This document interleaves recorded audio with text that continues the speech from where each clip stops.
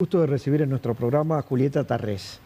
Quienes son oyentes de CNN Radio seguramente todos los días escuchan su programa, que es CNN Economía, y que es una forma, yo digo, muy didáctica de explicar la economía en serio, la economía con muchos anticipos, pero en un idioma que la gente le entiende. Así que, Julieta, gracias, Mariano.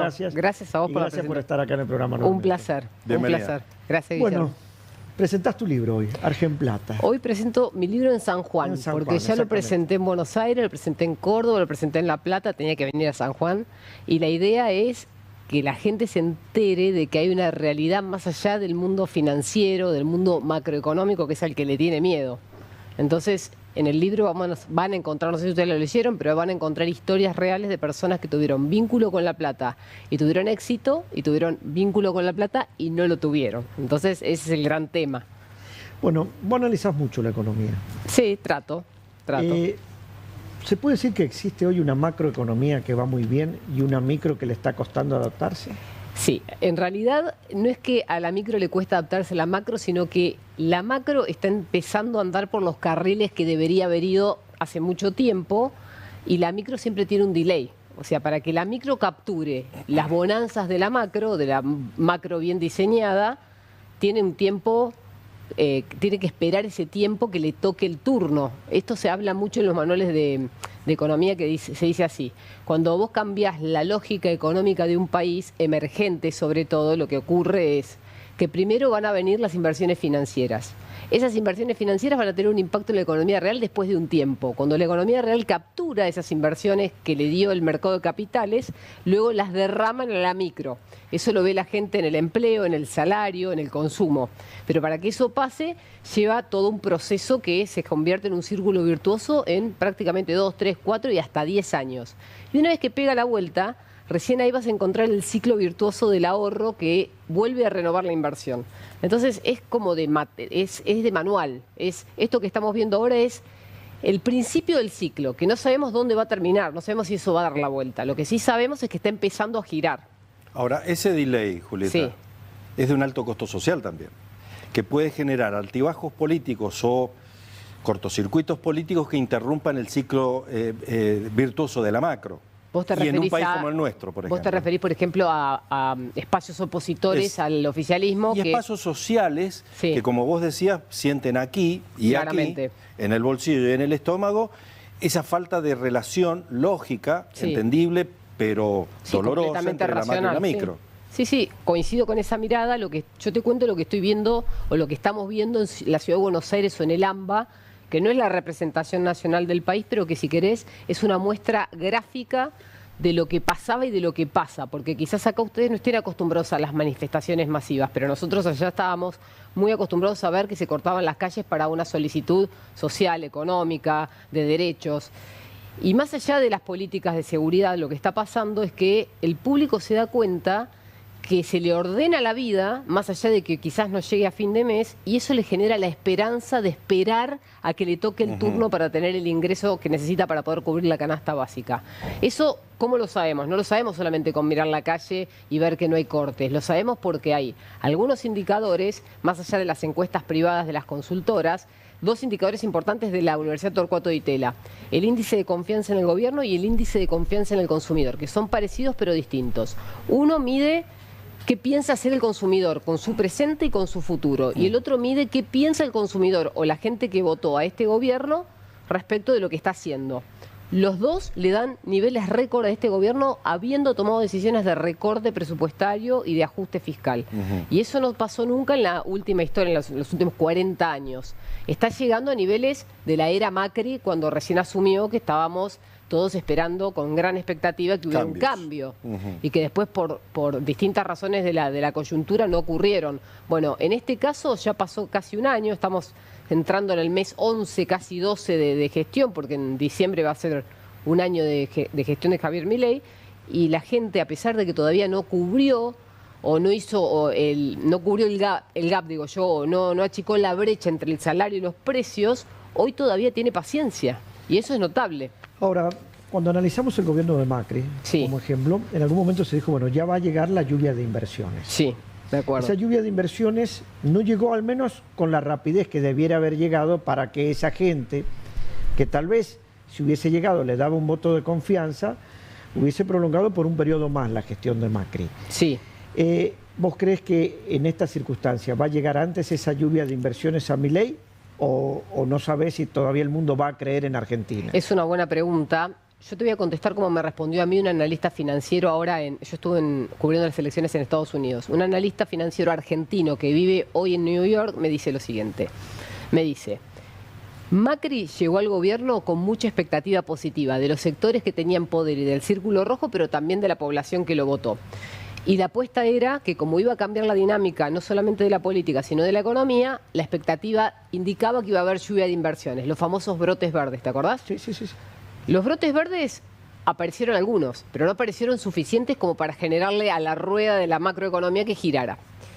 ¿Y qué pasó en el mientras tanto? Él no demostró las credenciales suficientes para que siguieran viniendo los otros inversores a apostar mientras esto ocurría. En el caso de Milei ocurrió lo inverso, es decir, mucha gente con expectativa de cambio quizás lo votó o quizás lo acompañó en la campaña, pero antes de poner un peso dijo: voy a esperar a ver qué hace.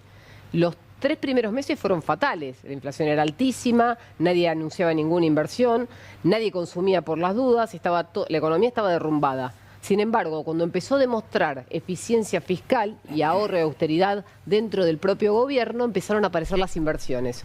Y hoy yo escuchaba en el avión cuando venía para acá mucha gente hablando de los proyectos RIGI vinculados a la minería, que no es menor, porque en esta época un Macri ya seguramente hubiera cosechado mucho más de lo que se juntó hasta ahora en anuncios de proyectos de inversión. Sin embargo, parece que estos son los primeros y van a venir más el año que viene y el próximo año. Entonces, evidentemente, la ecuación es similar, pero es a la inversa. Él mostró que está haciendo lo que dijo que iba a hacer, entonces está recopilando ahora sus frutos. Macri juntó frutos antes de decir o de hacer lo que dijo que iba a hacer y lamentablemente no llegó. Te escuchamos comentar habitualmente sobre tu interés por el desarrollo de la minería. Y San Juan, centro de gravedad del desarrollo de la minería en la Argentina. ¿Cómo lo ves? Yo estoy tratando de entender qué piensa el gobierno respecto de este sector, que siempre estuvo muy postergado. Y yo creo que tengo una mirada particular sobre el sector. ¿Por qué? Porque hay provincias como San Juan que le dan mucho énfasis al desarrollo de la minería porque entienden cuál es la capacidad que tiene la provincia y cuál es la capacidad que tiene la Argentina para desarrollarse comparándonos con, por ejemplo, Chile, que está acá nomás. Pero también hay provincias como Mendoza que no tienen interés en la minería por cuestiones ambientales o por otras cuestiones. Entonces, las provincias más mineras, las que están más a favor del desarrollo, son las primeras en apostar a que los proyectos que vengan van a ser millonarios. De hecho, recién yo repasaba los números y creo que hasta ahora hay 2.500 millones de anuncios de inversión nuevos dentro del proyecto, de los proyectos RIGI, de los regímenes con beneficios para las compañías. Pero se espera que para 2030 va a haber unos 30.000 millones de inversión que va a generar divisas a la Argentina. Me parece una gran idea, porque el campo solo no puede, y el campo, sumado a la energía, sumado a la minería, puede generar todas las divisas que Argentina necesita para despegar y no estar dependiendo todo el tiempo de financiamiento de sus reservas o de financiamiento de las deudas o las colocaciones de deuda que tenga en el futuro. Entonces yo creo que la minería es un gran motor que está apagado o que está prendido, si querés, a un 30%. ¿Le falta comprensión a las autoridades nacionales de la potencialidad del sector? No sé si son las autoridades, creo que es la población.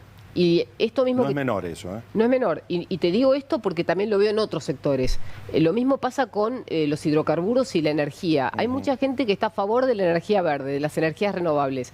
Pero no sé si es capaz de entender que para que esté la energía renovable necesitas otro tipo de desarrollos primero, que quizás no son tan verdes, pero que son muy eficientes a la hora del desarrollo económico. Si vos no tenés cobre, no podés tener energía verde. Bueno, por ejemplo, vos querés tener un celular nuevo, necesitas cobre, necesitas oro, necesitas, ¿no? Litio. Litio. Julieta, cuando analizamos esta macro, los números son realmente buenos. Sí. Yo creo que si alguien hace 6 meses nos hablaban de este riesgo país o nos hablaban de la disminución de la inflación, pero vemos un sector como el sector industrial fuertemente enfrentado hoy con el presidente y el presidente también enfrentándolos a ellos. Se quejan, sí. Yo digo, está bien, no entiende los sectores más humildes que por ahí están pagando el costo. ¿Por qué los sectores industriales tampoco están entendiendo o es en verdad que se los está afectando? A ver, yo no unificaría sectores industriales. Yo creo que la industria es heterogénea, porque la minería también tiene un sector industrial y yo no los escucho quejarse, como tampoco el sector agroganadero o los que procesan, los que hacen crushing de porotos de soja. Ellos no se quejan. Los que se están quejando son los que producen manufactura, que tienen un mercado cautivo en la Argentina y que probablemente pierdan consumidores si aparece el cuco que son las importaciones. Ningún país del mundo vive solo con importaciones y ningún país del mundo vive solo con lo que produce. La combinación perfecta, que lo ha demostrado el tiempo, es que todos viven con un poco y un poco. De hecho, ahora se le discute a Donald Trump, que acaba de ganar las elecciones, que todo hecho en Estados Unidos sería imposible de pagar. El propio americano le dice, yo no puedo pagar un iPhone hecho en Estados Unidos porque en lugar de costar $1.000 va a costar 4.000. Entonces sería algo para unos pocos y muy poco para la mayoría. Dicho esto, creo que hay sectores que se sienten afectados, por ejemplo, ahora que se abrieron las importaciones de algunos productos o se bajaron aranceles para importar, sobre todo puerto a puerta, tenés productores de electrodomésticos que tienen beneficios impositivos en Tierra del Fuego. Probablemente muchas industrias en el Gran Buenos Aires que producen y confeccionan prendas de vestir, que esos también tienen beneficios. Vas a encontrar algún productor de algún otro sector como el plástico, como los envases. El autopartista. Bueno, los autopartistas. Muy complicado. Los autopartistas están complicados por la caída de la demanda de autos, pero creo que al estar ensamblados con una industria internacional entienden la dinámica. Traccionarse, ¿no? Exacto. Ellos además tienen que importar insumos para poder producir y exportar. Y Argentina logró con el tiempo tener un hub de producción de pickups, de camionetas que son para la minería, para el agro, para todo el sector industrial. De eso nadie habla, pero es uno de los sectores más pujantes que generan más divisas. Y además la gran mayoría de esas camionetas se venden afuera, no se venden acá. Sí, sí. Se venden en Brasil, se venden en Paraguay. ¿El industrial argentino es ineficiente o la carga impositiva de la actividad industrial es la que los vuelve ineficientes? Una horrible combinación de las dos cosas. Yo creo que son las dos cosas y además debe haber industriales muy eficientes que probablemente se quejen por una cuestión corporativa, pero que no es un tema específico de la competitividad. A mí me gusta decir que cuando hablamos de competitividad no se tiene que mirar solamente el tipo de cambio, porque si vos decís el tipo de cambio está atrasado, entonces siempre la culpa es del dólar, de qué precio tiene que tener el dólar. Y en los países las monedas fluctúan, entonces un país sería más o menos competitivo en función de cuánto pesa el dólar sobre su moneda. Por ejemplo, Brasil acaba de devaluar fuerte después de la elección de los Estados Unidos. Brasil no dejó de ser competitivo. ¿Por qué? Porque Brasil tiene bajos aranceles, bajos impuestos y además es muy eficiente en su forma de fabricar productos. Entonces acá tenemos varios problemas. Gremios muy fuertes que cuando toman una medida de fuerza te paran una planta entera. Eso te demora la fabricación de cualquier insumo. Incluso en el puerto, cuando mandás un camión, por ahí te dejan días sin poder despachar soja. Los costos de logística en Argentina son carísimos. Bueno, porque es todo por camión y lo que va por tren es una minoría. Después tenés los impuestos, ni hablar. Los impuestos son una carga pesadísima que el gobierno querría reformar, pero no tiene la forma hoy de financiarse si no fuera a través de la recaudación. Entonces tiene que esperar para tocar esa reforma. O sea, el botón de la reforma tributaria no la puede tocar.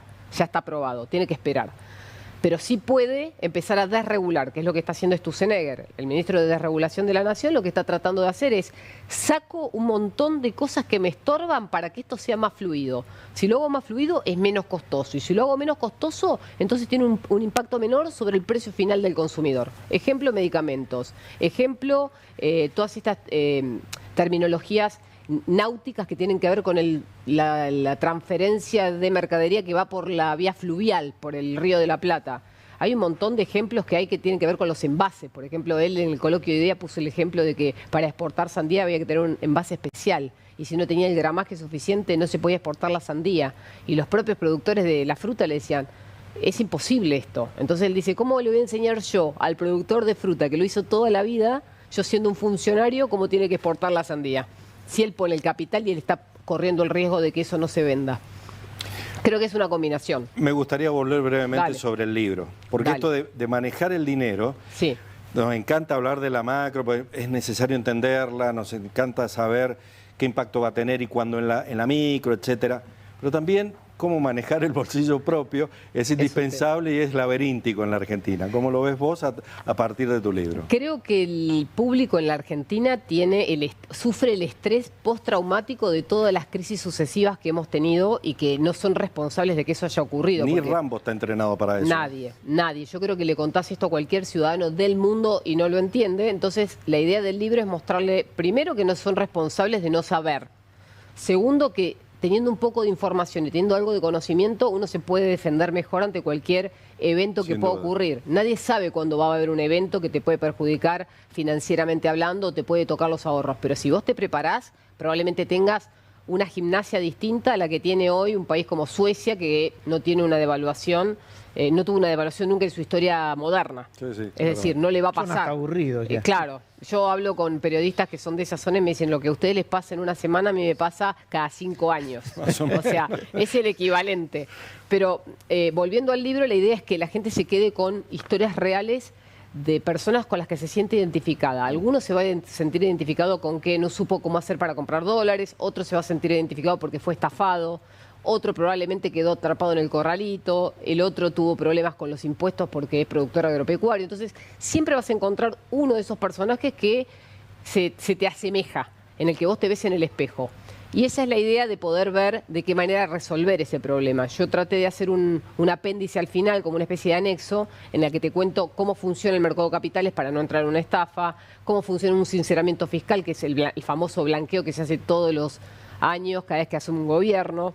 Que lo pones lógico, si tenés el 50% de la actividad económica en negro, en algún momento tenés que blanquear. Exactamente. No es mala idea, en definitiva. Entonces, la idea del libro es eso, es que nadie le tenga miedo, que la información está al acceso de cualquiera, hay que saber seleccionarla en Internet, qué elijo, qué no, cómo curo esa información para poder informarme y después no tener miedo a animarme. Porque yo puedo tener los ahorros en el banco, los ahorros en una plataforma virtual, pero si nunca empiezo, nunca voy a saber cómo hacerlo. El paso a paso.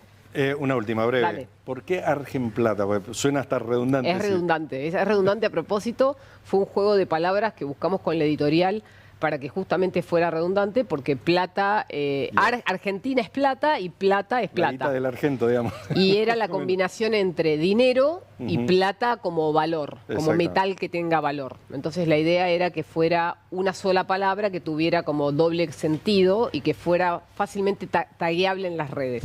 Esa fue la idea. Hoy a las 20 la Biblioteca Franklin. Sí, ¿van a venir? Voy a ir, Sí, seguramente, bueno. Vamos a estar ahí. Pero además es absolutamente gratuito. La gente puede ir, escuchar y sacar sus conclusiones. Sí, yo creo que podríamos recibir las preguntas del público, porque también de las preguntas uno aprende a qué le tiene miedo la gente, a qué le tiene temor el público en general, qué desconoce. tiene, qué desconoce. Pero aparte, en un mundo donde hoy tenemos una inflación en Estados Unidos alta, y el que guarda la plata en una caja de seguridad está perdiendo entre el 6 y el 8% anual. Exacto. O sea, no es que conservás el valor. Y eso sería como la buena noticia. Después tenés las malas noticias, que es cómo entró una familia entera de un pueblo chiquito a una estafa piramidal que se promocionó en las redes y nunca pidió ni siquiera asistencia a ver si entraba o no entraba. Entonces decís, perdieron los ahorros de toda la vida por aceptarle las condiciones que eran imposibles de cubrir a una persona que no conocían. Y eso es por falta de información. Totalmente, Julieta. Bueno, muy contentos estamos nosotros de tenerte acá. Un placer. La verdad que un placer. Y a quienes nos encanta escucharte todos los días en radio, Gracias. recordemos 94.1 Julieta Tarrés en CNN Radio. Muchas gracias por la invitación. Muchas gracias.